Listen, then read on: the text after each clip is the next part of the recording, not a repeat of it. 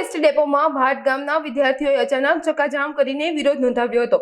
વિદ્યાર્થીઓની મુખ્ય રજૂઆત એ હતી કે તેમને નિયમિતપણે બસ સુવિધા મળતી નથી, જેના કારણે તેમને શાળાએ પહોંચવામાં ભારે મુશ્કેલી પડે છે। આ અંગે અનેકવાર રજૂઆતો કરવામાં આવી હોવા છતાં કોઈ ઉકેલ ન આવતા આજે વિદ્યાર્થીઓએ ઉગ્ર બનીને ડેપોમાં પ્રવેશતી અને બહાર નીકળતી તમામ રૂટની બસોને રોકી દીધી હતી। વિદ્યાર્થીઓએ માંગ કરી છે કે તેમની બસ સુવિધાની સમસ્યાઓનો તાત્કાલિક ઉકેલ લાવવામાં આવે। સર, અમારી બસ છેલ્લા 20 દિવસથી આવતી નથી। અમારી બસ બંધ કરાવવામાં આવી છે અને અહીંયા રજૂઆત કરવા આવીએ છીએ તો અવ્યવહાર કરે છે। અમારી સાથે એમ કહે છે કે ઓફિસમાંથી તમે બહાર નીકળી જાવ ને આમને તેમને તમારા સરપંચે અમને બસ બંધ કરવાનું કીધું।